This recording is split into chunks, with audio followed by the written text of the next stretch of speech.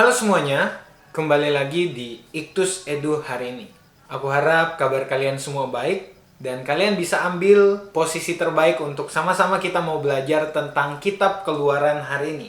Hari ini kita akan belajar kitab Keluaran bersama dengan saya, Gabriel Kevin Mailangkai. Kalian bisa panggil saya Gabriel. Kalau kita ketemu di luar sana, kalian boleh sapa saya dengan kata Gabriel, nama Gabriel, gitu ya.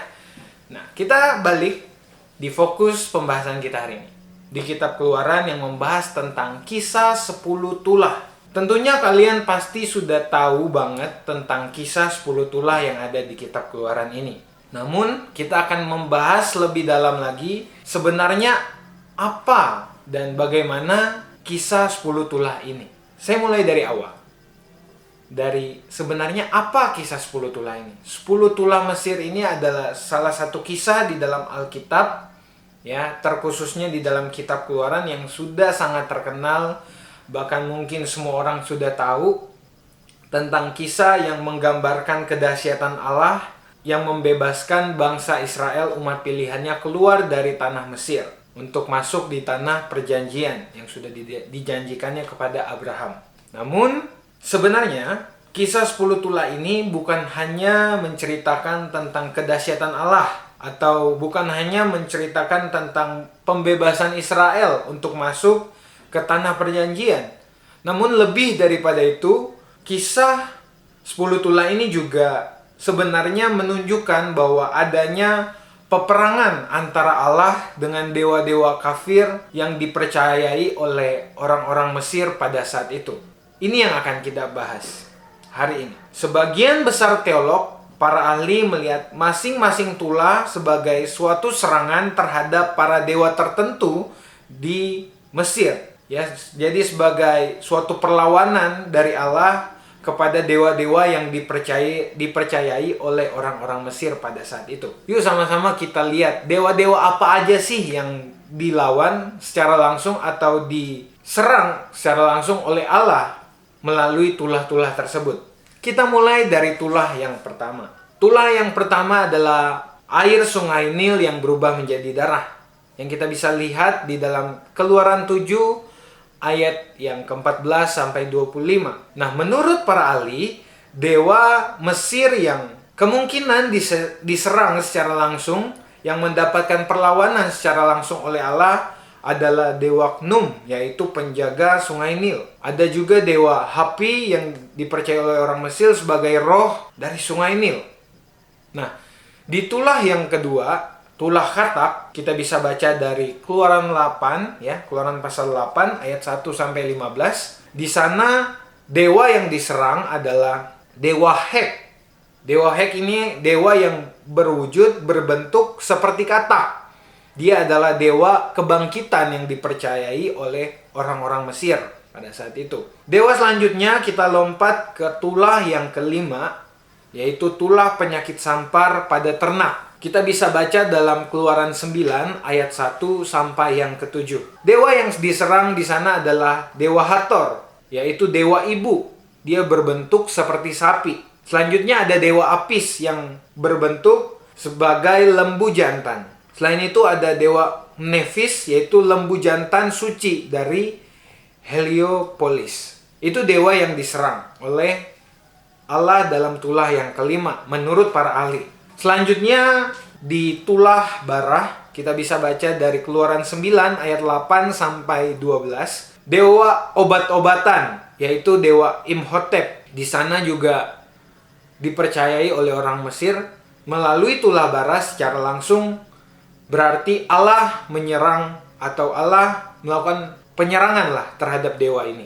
Selanjutnya ada tulah hujan es di Keluaran 9 ayat 13 sampai 35. Dewa Isis, yaitu dewi kehidupan, penjaga panen. Ya, karena melalui hujan es itu panen juga pasti mengalami kegangguan, ya, di dalam masyarakat Mesir pada saat itu. Dan menurut para ahli, artinya juga Allah melakukan penyerangan atau Allah melakukan perlawanan terhadap dewi kehidupan dan penjaga panen tersebut. Melalui tulah yang selanjutnya, tulah belalang juga di dalam Keluaran 10 ayat 1 sampai 20, dewi kehidupan juga Ya, yang sama dengan hujan es juga mengalami hal yang sama seperti itu. Selanjutnya, ini yang terpenting dan yuk sama-sama kita lebih perhatikan. Ini yang terpenting. Klimaksnya ada pada 2 tulah terakhir. Kenapa klimaksnya ada 2 tulah terakhir?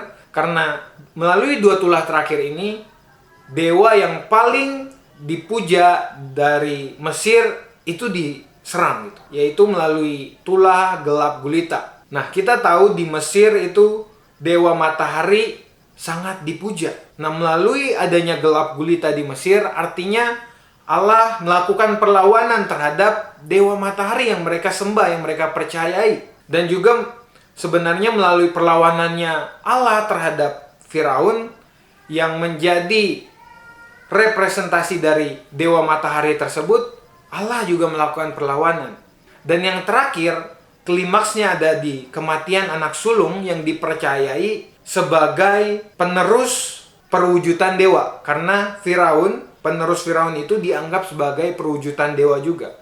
Jadi kematian anak-anak sulung artinya sebagai perlawanan juga terhadap perwujudan dewa. Namun sebagian teolog juga menganggap bahwa tulah-tulah yang terjadi di Mesir memang sebagai kejadian alam yang diizinkan Tuhan terjadi untuk dialami oleh bangsa Mesir sebagai jalan pembebasan bagi bangsa Israel.